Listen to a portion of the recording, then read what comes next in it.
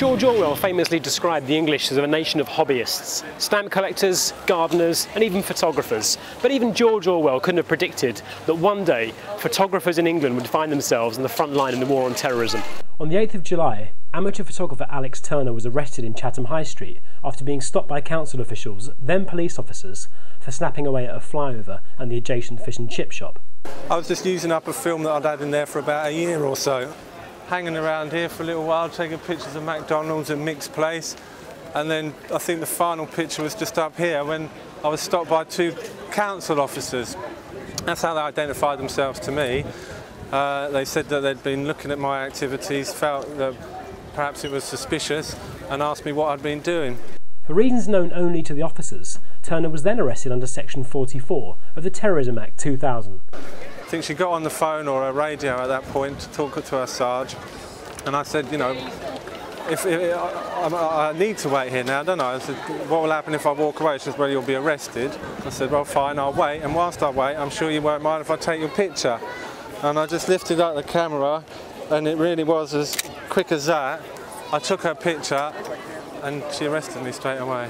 Put me in handcuffs and arrested me under the Terrorism Act. Yeah. Prior to the Terrorism Act, police required reasonable grounds for suspicion to stop and search an individual in the street. Snapping a fish and chip shop may not cut the tartar sauce, so Section 44 can be quoted. Fresh from a public dressing down for its disproportionate and excessive policing of the climate change protests at Kings North Power Station, Kent Police once again finds itself at the centre of a storm. With the Professional Standards Department of Kent Police still investigating Turner's arrest and subsequent complaint, Turner's fellow photographers have come out in Chatham into the town centre and surrounding areas to register their disgust of his arrest. I'm here today in support of Alex, who's been dubbed a terrorist for taking photographs of a fish and chip shop.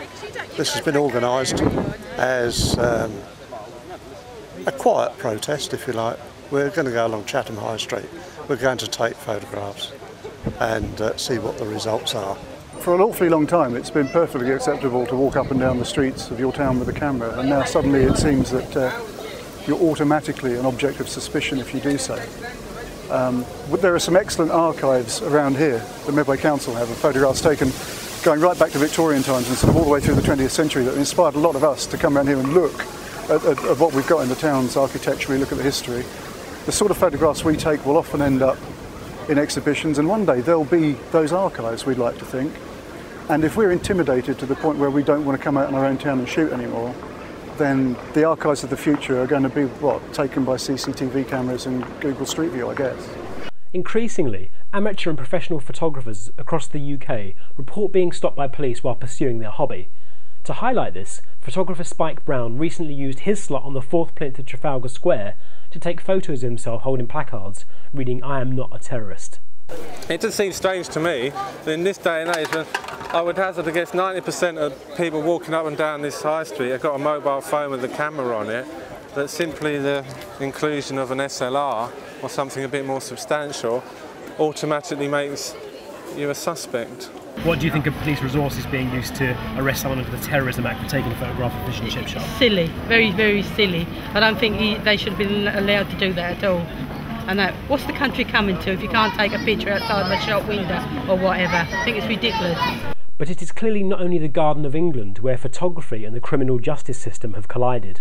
As demonstrated so vividly at the Kings North protests, the controversial G20 demonstrations in London, and most recently when Essex Police filmed residents attending a public meeting on the future of Southend Airport with their local MP, the police have carte blanche to film and photograph whoever they please without any cause for suspicion. Would we be right in thinking that Chatham is now the front line in the war on terror? Oh, it sounds like it, yes, yeah. I mean, look, there's my weapon, look at that, I mean. Yes, we are, yes, I'm sure we are. The British Journal of Photography has now launched a Not a Crime campaign. They say police routinely invoke anti-terror legislation to prevent photographers from carrying out their work.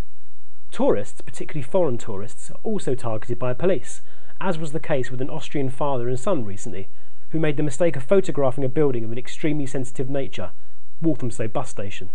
So while snapping away at landscapes, or even town centres across the UK, might land you a terrorism charge, the same cannot be said for the boys in blue.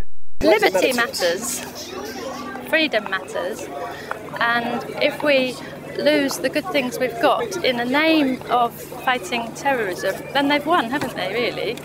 So we should be... There's also a sad lack of awareness amongst the general public, where they're just sort of being railroaded along this route without stopping and saying, hang on, what's going on here? You know, it'll be ID cards, and then we'll probably have to always be ready to show our ID card to anyone who asks, and it will happen so slowly that people won't realise. If it was one big step, they might say, hang on a minute, but because it happens drip by drip, that's for me the way it's going, and at some point people have got to stand up and say, enough's enough, really.